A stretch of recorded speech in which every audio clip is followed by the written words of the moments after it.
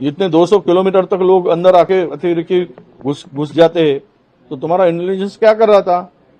वो फेल्यूर नहीं है, इस सरकार का फेल्यूर नहीं है। इस बारे में कोई बात नहीं करता। बात क्या करते हैं? तो उन्होंने हिंदू का पूछ कर मारा। अरे कोई टेररिस्ट को पूछने तक समय होता है क्या? उनके कान में जाके नजदीक जाके पूछेगा? ये सब जो बातें हैं बहुत सारे इसमें कंट्रोवर्शियल, कोई बोलता है ऐसा हुआ ही नहीं, कोई बोलते ऐसा हुआ है।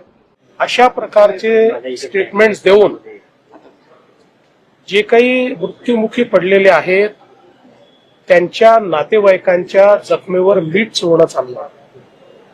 आता नातेवाईकांचं म्हणणं आपण सगळ्यांनी मीडियामध्ये दाखवलं आणि नातेवाईकांनी स्पष्टपणे सांगितलं, ज्यांच्या समोर मारलेलं आहे त्यांनी सांगितलं, तिथे थोडी होते वडेट्टीवार, इथे बसून कुठेतरी अशा प्रकारचे स्टेटमेंट करून नातेवाईकांच्या जखमेवर मीठ चोळणं, मला असं वाटतं हे अतिशय वाईट आहे। आणि म्हणजे मला याच्याकडे शब्द नाही, याला मूर्खपणा म्हणावा की काय म्हणावं मला समजत नाही। पढ़ते रहिए fight against criminal daily newspaper.